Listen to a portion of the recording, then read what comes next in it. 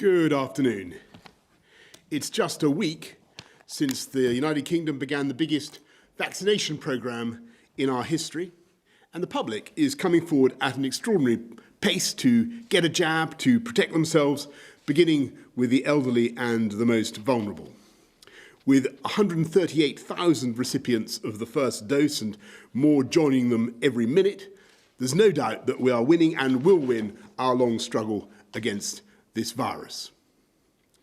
Which makes it all the more important that we hold our nerve this winter, because we're now in a race to protect us all while doing everything we can to keep the virus under control. And thanks to the colossal collective effort in November, we did bring the R below 1, we did get the infection rate down, but I must be frank with you, we're already seeing worrying rises in some parts of the country. Kent is still seeing rising infections. The number of cases in London is at 270 per 100,000 people. That's why we acted quickly by moving London into the third tier, tier 3, from today. And tomorrow, the Health Secretary, Matt Hancock, will announce the outcome of the latest tiering review. And so, like every other European country facing similar challenges, we've come to this moment, this great global festival, a turning point, a time of year that is of immense emotional, spiritual importance, but also a moment for us to exercise extreme caution. When we must remember that one of the most striking features of this virus is that it spreads invisibly from people who don't even have symptoms, which is in fact around 1 in 3 of everyone infected. And that's why, from the beginning, this virus has been so hard to fight. And that's why it's so important to follow the rules. And that's why this Christmas it's vital that everyone exercises the greatest possible personal responsibility. And having looked at the latest data with our colleagues in the devolved administrations, Scotland, Wales, Northern Ireland, we've decided that the overall situation is, alas, worse, more challenging than we'd hoped when we first set the rules. So while it would not be right, we think, to criminalise people who have made plans and simply want to spend time with their loved ones, we're collectively, across the UK, governments at every level, asking you to think hard and in detail about the days ahead and whether you can do more to protect yourself and others. We're keeping the laws the same, but we all want to send the same message. A smaller Christmas is going to be a safer Christmas, and a shorter Christmas is a safer Christmas. When we say 3 households can meet on 5 days, I want to stress that these are maximums, not targets to aim for. And of course, it's always going to be safest to minimise the number of people you meet. And that means that if you're visiting others over Christmas, we're asking you, in the 5 days beforehand, as early as this Friday, to reduce the number of people you're in contact with to the lowest possible, because obviously this virus spreads through human contact. If possible, don't travel from a high prevalence to a low prevalence area, and avoid staying away from home overnight if you can.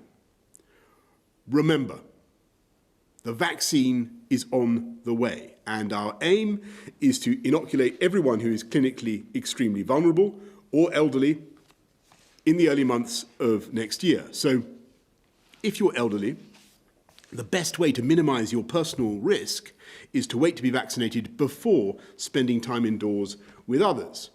And if you have an elderly relative, you might want to delay seeing them until they've been vaccinated. And whatever your plans for Christmas, please think carefully about avoiding crowds in the Boxing Day sales. And no one should be gathering in large groups to see in the new year. And remember, the rules in your local area will apply. In most places across the UK, I'm afraid that means you can't mix with other households indoors. And all the information about how best to protect yourself and your loved ones is being made available on gov.uk. So, have yourselves a merry little Christmas.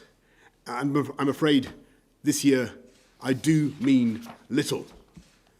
But with the vaccine and all the other measures that we're taking, we do know that things will be better in this country by Easter.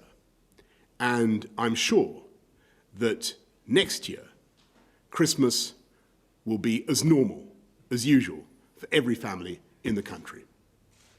And I'm going to hand over to Chris Whitty, CMO. Anything you want to add, Chris, to that? Thanks, Prime Minister. I mean, really, I just wanted to, in a sense, re-emphasise some of the points the Prime Minister has made, but from the point of view of doctors and other healthcare professionals, because I think everybody would agree with what I'm about to say, who are doctors, nurses and other healthcare professionals. And certainly this is the view of all the CMOs, Chief Medical Officers and Deputy Chief Medical Officers in the UK. It's very important to situate the decisions that people are taking, the actions that people take over the next 2-3 weeks in the fact that we do have a vaccine that will be protecting the most vulnerable to a very high degree of protection in the next 2 to 3 months. And that subsequently, as the vaccine is rolled out to the general population, the risk of coronavirus circulating will begin to go down. So we are tantalising close to the stage where anybody who gets into trouble as a result of actions this Christmas would have been protected in the very near future. So it is very important people think about that when they make decisions over the next few weeks. And there really are, in addition to the standard rules and guidance that has been there for the whole time, in all 4 nations of the UK, but certainly here in England, the guidance here, the tiering guidance the Prime Minister talked about, there are essentially 4 things to think about that are specific to the festive season over Christmas, as indeed to all the other major religious festivals, Hanukkah, for example, at the moment, previously Diwali and Eid. The first thing is keep it small, keep it short, keep it local, and think of the most vulnerable people. Keep it small because the smaller the number of households that meet together over the festive season, the less transmission there will be. So smaller numbers in bubbles, smaller numbers that you meet in any other situation, all of this helps pull down the risk for your family, for your friends, and for the wider community. Keep it short because the shorter the period that people are together, the less risk there is of transmission occurring. Keep it local because people travelling from high incidence areas with a lot of transmission, to lower incidence areas, have the risk of actually passing on the virus. So wherever possible, keep it local. And in particular, think about people that you might meet, that your family might meet, or that one generation along people might meet, someone who you meet who then meets an elderly or medically vulnerable person who would very soon be protected, but at the moment is not, as a result of the vaccine that's rolling out. So just keep it small, keep it short, keep it local, think of the vulnerable, and that way we can reduce the risk at Christmas. We all accept there's an increased risk at Christmas. Nobody has hidden that at all at any point along this, but if we do this, we can reduce the risk further for everybody. Thanks very much, Chris. Let's go to questions from the public and then the media. Let's go first to Teresa from Cambridgeshire. With the significant increase in positive cases and more areas entering Tier 3, plus the news of a new variant of coronavirus that could spread faster, what evidence can the government provide to support the mixing of households at Christmas is not detrimental to our lives, pressure on the NHS and economy? Well, Teresa, let me go first and just say that, as Chris has said, nothing in this whole campaign against the pandemic has been without risk, but we have to make a judgment about partly about how people are going to behave anyway, people's natural instinct to want to see their families if they possibly can. And so what we're trying to do is to set the parameters that we think are sensible, and we've come up with a maximum that we think is sensible across the whole of the UK. But what we're saying today is that is a maximum, not a target. And we're saying, Theresa, that everybody should exercise personal responsibility, judging yourselves how best to reduce the contact, the meeting of other people that is the way of spreading this disease. And that's the way that we intend to minimise the effect of Christmas gatherings on the wider pandemic. It's about trying to reduce that contact and make sure that everybody is as cautious and as personally responsible as possible. Anything you want to add to that? Well, I think just something which I think everybody accepts, which is this virus has forced us to make really hard choices between two bad options in so many other areas of life, and this is yet another one. The natural wish for people to come together at Christmas, which also it can be important for some people's loneliness, mental health and other areas. So this is not just saying, well, this can't happen at all, is not without cost actually in the health side of things, leaving aside anything else, against the fact that the more people come together, the more different households come together, the more time they spend together, the greater the risk. And we're forced into this incredibly difficult choice where both the options are bad options. And the aim is to try and find some middle way between the difficult options we have to have. But people really must take seriously the fact that they must minimise the risk by reducing the size, reducing the length of time, and reducing travel between high and low incidence areas, and particularly thinking about the most vulnerable. Thanks very much, Theresa. Samuel from Leamington Spa asks, I think I'm going to read out Samuel's question. Samuel asks, will social distancing end once all the vulnerable are vaccinated, or will herd immunity need to be achieved before restrictions can be eased? Samuel's asking an incredibly important question. I think a few weeks ago I spoke about the potential crossover point when we'll have got enough of the vulnerable or the elderly vaccinated really to think very differently about the non-pharmaceutical interventions, the social distancing and all those types of measures were by no means there yet, but there will come a point, I believe, between now and Easter when that will happen. But what we're trying to do now, Samuel, is really massively accelerate, if we possibly can, that vaccination programme for precisely the reason you identify. On the herd immunity question, I think I'm going to hand over to and how and when and how it might be. It might work. I'm going to hand over to Chris. Thank you, Prime Minister. So I think it's important to think about the vaccine in three different ways. Initially, we will help to reduce the number of people who die from this disease, but we'll need to keep the social distancing and other measures in place, because if we let go at that point, there'd be a huge surge. And people who are a bit below the highest risk groups, not the people at the very top of the age range and the clinically most extremely vulnerable, but people who are slightly below that, would then in very large numbers get infected. Some of those would get very seriously ill and end up in hospital, and some of those would die. So we will need to keep it on beyond that period, but that isn't going on all the way to the point where we get full population immunity, what's sometimes termed herd immunity, but really should only be applied with full vaccination. And that will occur, population immunity will occur, if we have vaccines which actually can reduce transmission between people. Now, at the moment, we have a high degree of confidence that the first vaccine that's being rolled out, the Pfizer vaccine, reduces the risk of people having severe disease and having clinical disease by a very large amount, not absolutely, but by a very large amount. And the data, although we don't yet have clinical authorization from the independent regulator implies that the next 2 vaccines that are coming through also reduce the risk of people getting severe disease and indeed getting clinical disease. That's the Oxford AstraZeneca vaccine and another vaccine called Moderna, which is slightly further down the path. But we don't yet know if this leads to a reduction in transmission. It's likely to some degree, maybe not complete reduction. And if it doesn't do that, then we will never achieve this concept of population immunity or herd immunity. And then what we need is the vaccines to be at the highest possible rate, because only people who are vaccinated will be protected.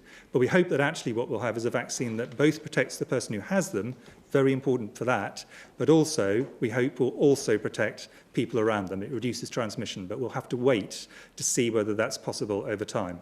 But what we will end up with is a period when coronavirus is still circulating. We're not going to get to a stage, it is not realistic to think we'll get to a stage there is not coronavirus circulating, but a much lower level. And there will be more deaths, probably for the foreseeable future, but at a much lower level, just as every year there are flu deaths, on average year, maybe 7,000 flu deaths, in a high year, up to 20,000 flu deaths. This happens with infections, unfortunately, particularly in the elderly. And I'm giving a clear and complete answer, because this is a critical question.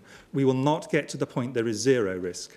And a decision for society, led by political leaders, is going to be at what level of risk do we actually start to raise these measures. And that's going to be a difficult choice, but we're not anywhere near that yet. The key thing is over the next 3 months, we need to get these very vulnerable people vaccinated. Until then, this is actually a largely theoretical question.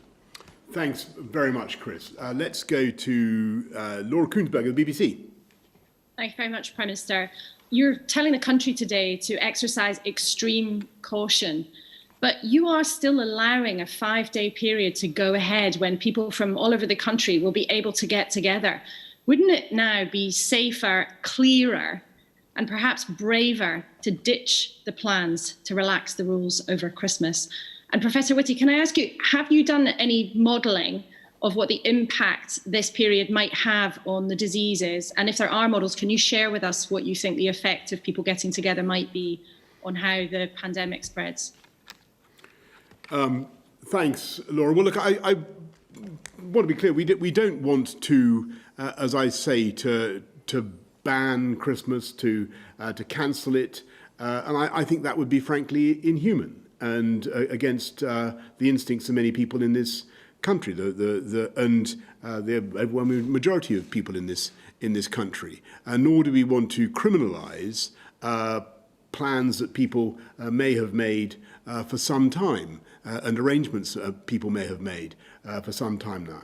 But what we are saying is that that guidance, the 3 households and the 5 days, that really should be regarded as a maximum. That's the outer limits, and really people should think very, very hard about coming in under those limits and what they can do to minimise their own personal meetings with other people and to protect themselves and their family. And there are all sorts of ways in which we set that out in the guidance. We think that's the right way to do it, Laura. We think that people really do understand how this disease is communicated now, and we're offering a lot of advice, but we're also relying on people's strong sense of personal responsibility. In terms of the modelling, yes, I mean, there's obviously a lot of modelling, and all of the modelling is published, so all of it will be available. What it shows, as is totally unsurprising, is that any kind of period where people come together in groups that otherwise wouldn't meet leads to an increase in risk, and that will lead to an increase in hospitalisations and deaths. And that has been consistently what we said will happen, not just scientists, but political leaders have said. But what we've tried to do is to then find out what are the things you can do to reduce the risk. And that's why I really wanted to emphasise, because these do come out of modelling as well as other data, reducing the number of households who meet up together to the lowest you can manage within this period, shortening the period of time, because shortening the period of time also really has an important effect, and reducing the movement of people from high transmission areas to low transmission areas, all of these, modelling and other forms of science, all make clear will reduce the risk significantly further than if we didn't do those. So really want to stress those are very important things for everybody to do. Thanks very much. Carl Dinnan, ITN. Thank you, Prime Minister. What should people do? Should people follow the rules that allow 3 households to mix for 5 days, or should they be following the slightly more tightly drawn guidance that each of the home nations seems to be coming up with? And could I also ask Professor Whitty, do you have an idea of what will happen to the transmission of the virus if large numbers of people stick to the letter of the law, in other words, have 3 households meeting for 5 days? And would you have preferred that law to have been tightened up today? Thanks very much, Carl. Look, follow the guidance is what I would say to everybody across all the UK, and the rules, to repeat, are there set as a maximum, not a target. I mean, just because you can do something doesn't mean it's sensible in any way. I mean, you wouldn't, for example, drive at 70 miles an hour if there was a very icy road, even though the law might say 70 miles an hour is what you officially can drive at. So people have got to take a lot of care on this, and this is the equivalent of us saying these are icy and treacherous conditions. If we wish to have the driving analogy, we should be doing the minimum necessary still within the law. So just because you can doesn't mean you should. And what all the science would show is that the more that people feel that they can go down to smaller numbers of households for shorter periods of time, the less impact this will have in terms of upward impact on transmission. Obviously, if everybody pushes it right to the limit in every single household, that would be a significant problem. But I think it is very unlikely that will happen.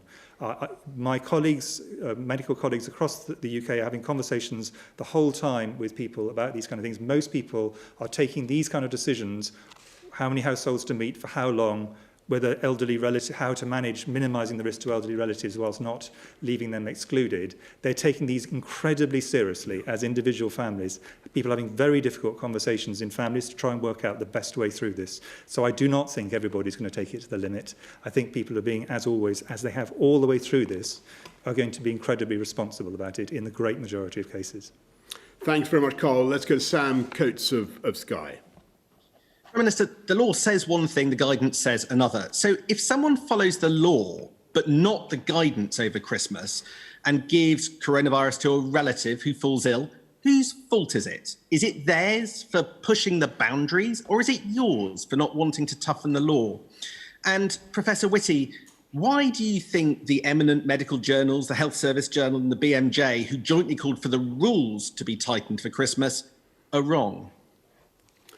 Well, Sam, I just want to repeat really what I've said to other of your colleagues, and we don't want to cancel Christmas. We don't want to ban it. We don't want to criminalise people for, planning that they've already made, and often very expensive decisions they may already have taken. But we do urge everyone to follow the guidance. It's there, and help to reduce to a minimum the number of meetings with other people that we have, because that's the way to stop the spread of the virus. In terms of, you're getting a lot of commentary from lots of medical and nursing and other healthcare professionals at the moment. BMJ and the Health Service Journal, both very eminent journals, gave one particular view. What they all have in common is 2 things. Firstly, there is still a substantial and in many parts of the country rising problem. This is not a problem that's gone away. This is actually a problem in much of the UK, which is getting worse or flatlining, but flatlining at a high level. So this is not a moment to relax at all, quite the reverse. And secondly, that within the choices given, please take the most minimalist approach you can. And this, you hear this in different forms from lots of different medical outlets, but all of them will say the key thing is do less. Now, some of them may say it should be the law, and some of them may say this is a matter of guidance, but all of them actually basically fundamentally say the same thing, which is do the least that you feel is appropriate for you and your family at this point. Go for the minimum, because we've got a very significant problem on our hands here. Thanks very much. Let's go to Gordon Rayner of The Telegraph. Thank you, Prime Minister. Prime Minister, does your approach to the Christmas lockdown mark a new, more perhaps mature approach to the way that you're treating COVID regulations, where people are given the information they need and then asked to use their own judgment and common sense to make decisions about their lives? And also, given that Wales has just announced another lockdown to start on December the 28th, not long after their firebreak, does that give you cause to question whether lockdowns are still the best way to respond to COVID? Well, first of all, Gordon, I mean, alas, I respectfully got to differ with your characterisation of this approach. It remains, alas, much against, I'm sure your instincts and everybody's instincts. It remains a highly prescriptive approach. We are saying very clearly that you can't meet in more than 3 households for more than 5 days. I don't think there's been anything like it. Probably not since Cromwell's time, or heaven knows, when we've had something like this before. What we are saying is, because we do recognise that the human spirit will naturally want to celebrate Christmas and all the other festivals that people want to celebrate, that you cannot constrain people too much. You have to be reasonable. So what we're also saying is that if we want to stop the spread of the disease, which I think everybody does, then we need to look very carefully at the next few days and work out exactly how we can minimise contact, minimise the amount of time, and minimise the risk to the elderly and vulnerable. And that's what the guidance is there to do. It's there to help people to exercise personal responsibility over the next few days. And I hope it's useful. Thanks very much, Gordon. Let's go to Hannah Roger of the Herald. Hi, Prime Minister. Hi, Professor Whitty. I've got a couple of questions. I think, first of all, for Professor Whitty, I was wondering if you have any advice for people who are planning to visit care home residents over the festive season, and whether, how that should interact with if they're planning to see other households. Should it be the case that they shouldn't visit care homes at all if they're planning to meet any other households? And for you, Prime Minister, the Scottish Government said last month that every penny of its coronavirus Barnett consequentials would be spent on COVID-related issues. However, according to research today from the Scottish Parliament Library, the Scottish Government is now suggesting that as much as £330 million of this may be held back to cover the costs, any costs related to Brexit. I was wondering what you think of that decision, and if you think that Scotland has received enough funding to manage the end of the transition period. And just lastly, for the Prime Minister, seeing as everyone seems to be talking about Christmas, what gift have you got for Nicola Sturgeon this year? I think you had a question first, Chris, Okay, about care homes. But I'll try and think of a present for Nicola. There is at the moment, in terms of, I and the other Chief Medical Officers, including the Chief Medical Officer and Deputy Chief Medical Officers from Scotland, discuss this the whole time, because both from a medical advice point of view and for individuals and their families, you're trying to balance two very difficult risks. The risk that someone who might have an infection unknowingly going into a care home and bringing it with them, and not only infecting their own relative, but potentially many other vulnerable people, completely accidentally, not intending to, against the fact that for many people in care homes, this has been a very long stretch. For many of them, they may be, in many cases, quite high rates of dementia. They may be quite lonely. For some, this may be the last few months of their life. So how do you balance the need to support the elder people, and indeed those who wish to see them, their families who wish to see them, against this risk to, but not only that individual, but the rest of the people who are living in the care home? And what we've all tried to do, and there are a variety of ways of doing it depending on the level of risk, is to say, well, at one point, the decision locally has to be made by the care home in consultation with the Directors of Public Health and other professionals. But certainly in an England context, and the guidance is slightly different between the four nations, but not in essence, we try to take the risk down as far as we can. Have it PPE, increasingly using testing, which is not a way of taking the risk away, but it reduces the risk, and the amount of testing is going to go up in the next week, initially to help over the Christmas period, but we hope after that period. So testing helps reduce the risk. And then different levels of precautions depending on the tier that the part of the country is in. So higher tier areas have more restrictions than lower tier areas never. Now, none of these are perfect solutions. What all of them are trying to do is balance these risks against one another. We're never going to take them down to zero, but it is a way of trying to allow these things to happen. And there is a slight relaxation of the rules for adults who are not older adults, but adults of working age, but are in care homes over the Christmas period here in England. It's a small seasonal change.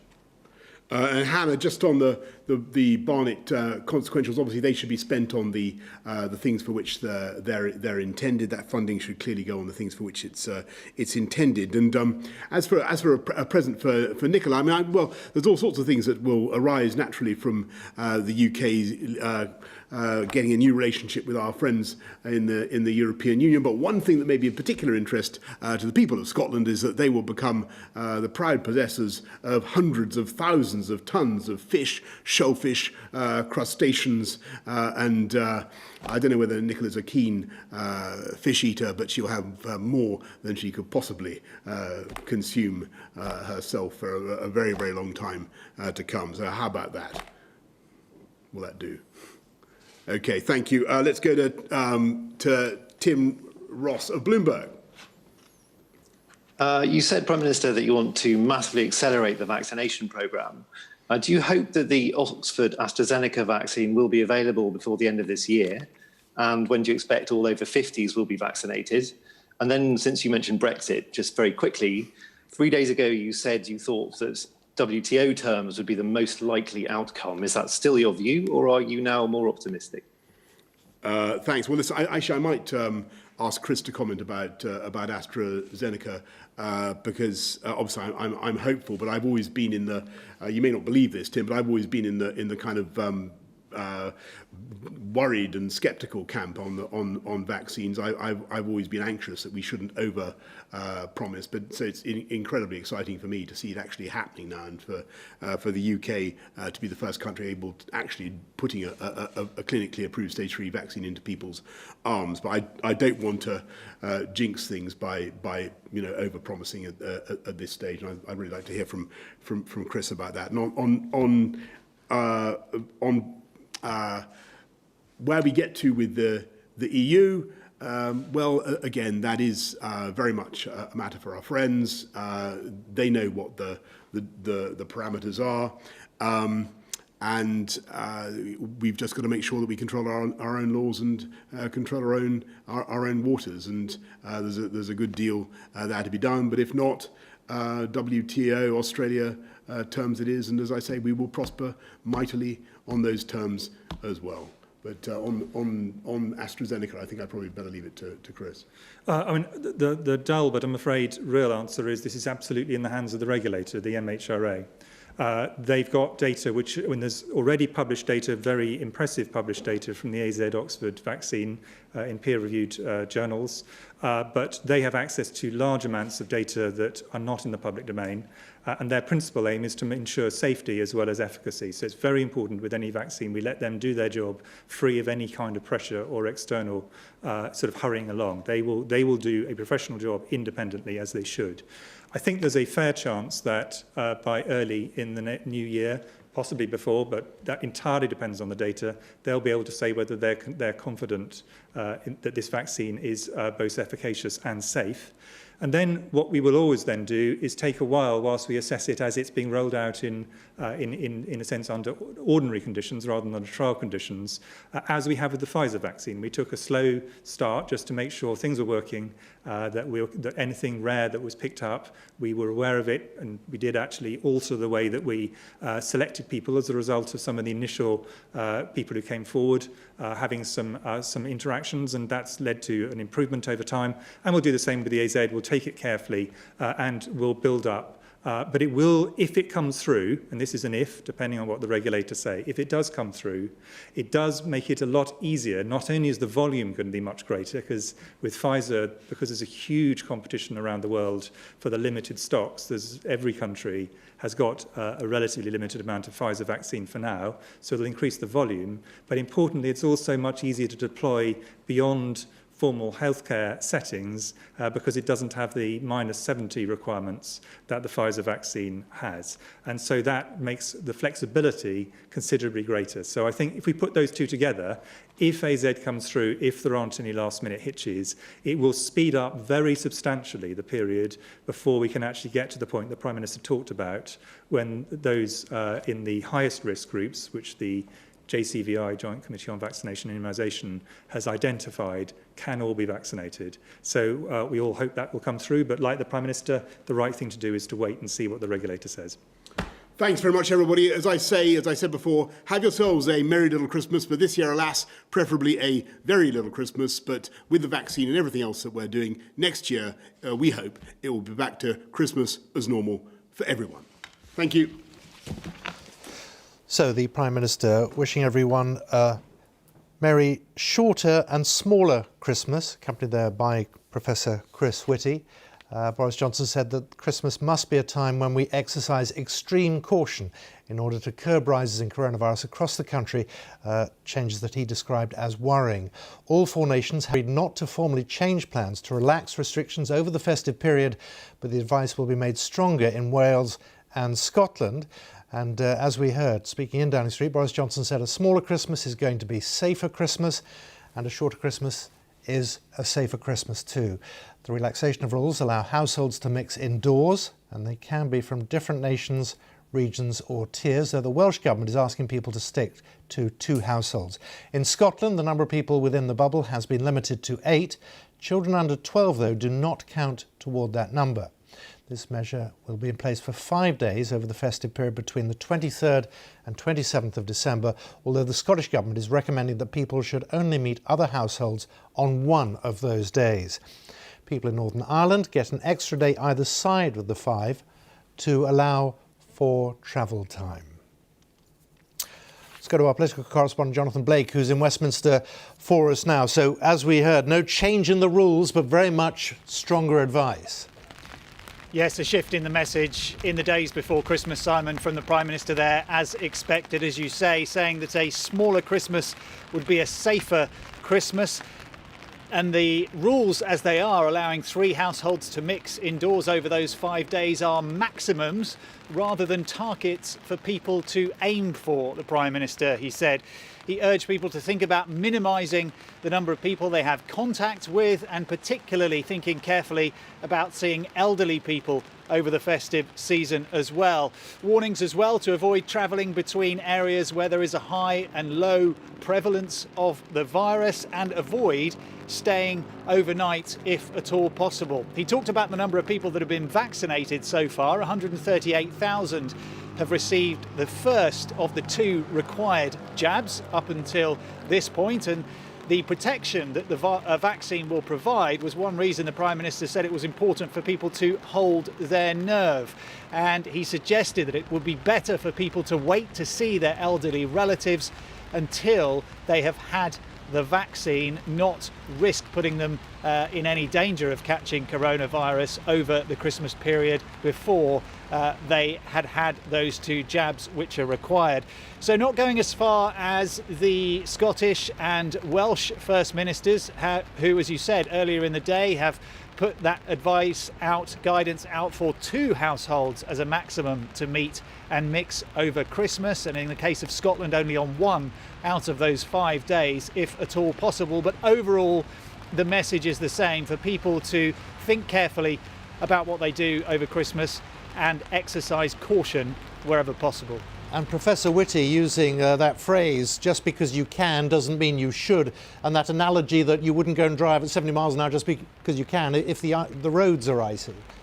Yes, keep it small, keep it short was what Professor Chris Whitty said. He urged people as well to follow the guidance that has been there throughout. Hands, face, space, as the slogan goes at the moment. People washing their hands, exercising social distancing and wearing a face covering in appropriate settings as well. And he too talked about the importance of the vaccine. In just 2 or 3 months, he said, the vast majority of elderly and vulnerable people, those most vulnerable to coronavirus, would be largely protected by the vaccinations they were receiving. So again, perhaps signalling to people that they should try and wait until that vaccine has been had by the most vulnerable in society before they see them and meet with them in close contact over Christmas. And he was asked about the criticism of the relaxation of the rules over Christmas we've heard in recent days, but he pushed back against that by saying that the advice, the guidance, the message is the same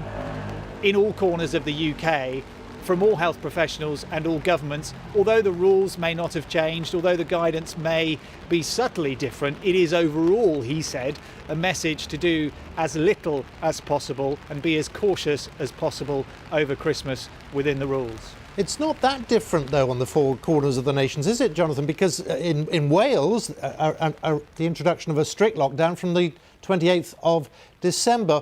What happened to the wish for a united kingdom on this? Well, it was the intention from the start, Simon, for the government here at Westminster to work with the devolved administrations in Wales, Scotland and Northern Ireland to have that set of rules in place UK-wide in recognition of the fact and expectation of the fact that people would likely want to travel between the 4 nations to see friends and family over Christmas as they would normally do. And the situation throughout the pandemic, looking back to the start of the year, has diverged somewhat according to the actions of the different governments around the UK, as they all, of course, have responsibility for public health, which is why we're seeing now today a new national lockdown in effect being announced for Wales to come in after Christmas, which will be different to the situation here in England and of course in Scotland and Northern Ireland as well. But just to bring you some news we're receiving from colleagues in Wales in the last few minutes, sources close to the First Minister there, Mark Drakeford, have confirmed that it will now be law in Wales that only 2 households will be able to meet over Christmas, and that is a divergence from the message we've heard from the Prime Minister here today and elsewhere, in fact, up until now, that the rules would stay the same but the guidance would differ around the UK. It does seem now that the Welsh Government is moving further and we are hearing will look to get into law that change of only 2 households being able to meet up over that 5-day period. Mark Drakeford earlier in his news conference was saying that there was a very serious situation in Wales, and this goes beyond, if you like, the tiering that is differentiated between the nations. Yes, that will cover the whole of Wales, the new national measures announced by Mark Drakeford earlier on. Shops, all non-essential retail, will close at the end of trading on Christmas Eve and not be able to reopen after that. And then at the end of the 5-day Christmas period on the 28th of December, the rules will kick in, requiring all hospitality businesses and gyms and hair salons, beauty parlours and the like as well to remain closed for a period after that. He talked about an extremely serious situation in Wales where there were rising cases of the virus and said that that justified that new national action. As things stand, the tiering system remains in England. There is a review due today about which areas will possibly move up or down the tiers, and we expect to hear more details about that in the coming hours, most likely tomorrow. And in Scotland, we've seen just this week areas shifting into tighter restrictions for its tiering system as well. So decisions being taken all the time, which is why I think there is now such an urgency around this 5-day period over Christmas to urge people to exercise caution wherever they are and to not take the relaxation of the rules as a signal to definitely meet up with a maximum number of people, get 3 households together indoors. The message coming through is that that should not be the case and people should try to do as little as possible. Jonathan Blake, thank you very much.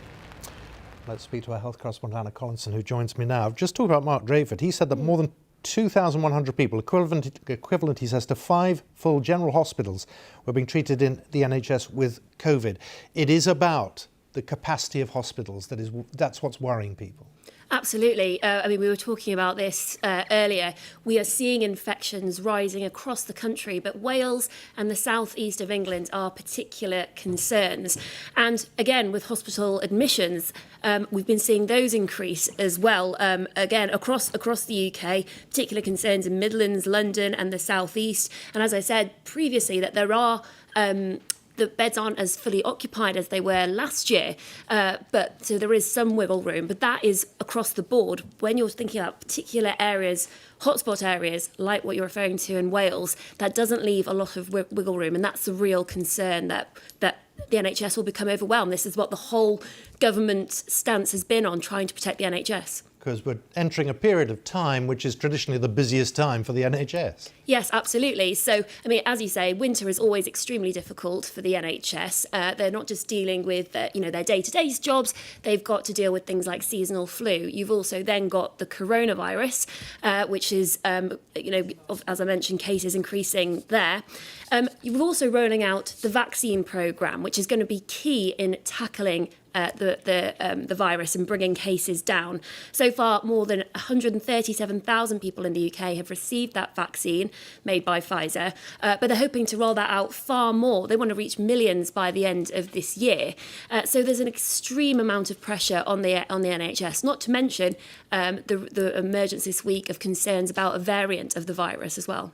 It was a very downbeat assessment from the Prime Minister as to where we are at the moment. And Chris Whitty making the point too, the vaccination will not get rid of COVID. Absolutely. So what we've seen with the trials so far with the data is we know, we can be pretty certain that this vaccine is effective, 95% effective, and we know it's safe. So we know that, which is brilliant about the vaccine. What we don't yet know is about transmission. How well does it work at stopping people passing on the virus to others? And the only way we're going to find that out as time goes on.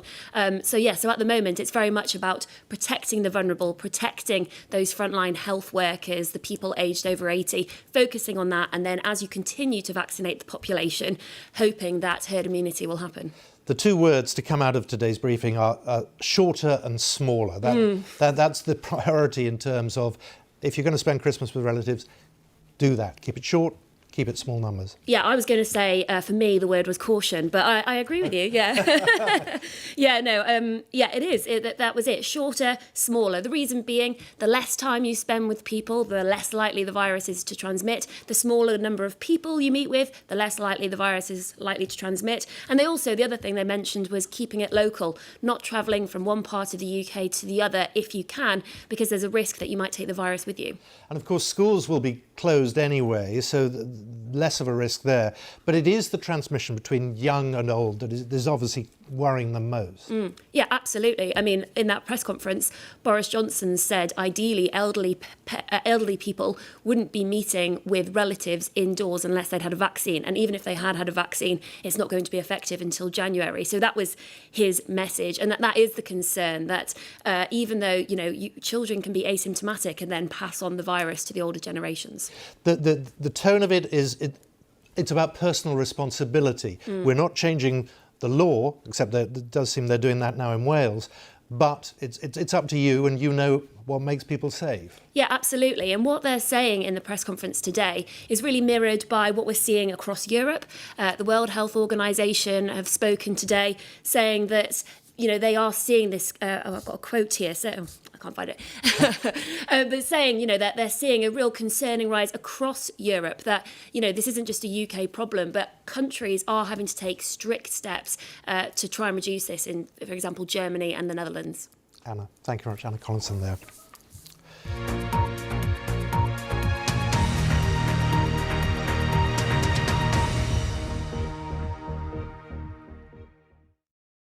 See the headlines as they happen and watch BBC News live in the app and get the full story with bbc.co.uk/news. Follow the story for all the latest with BBC News.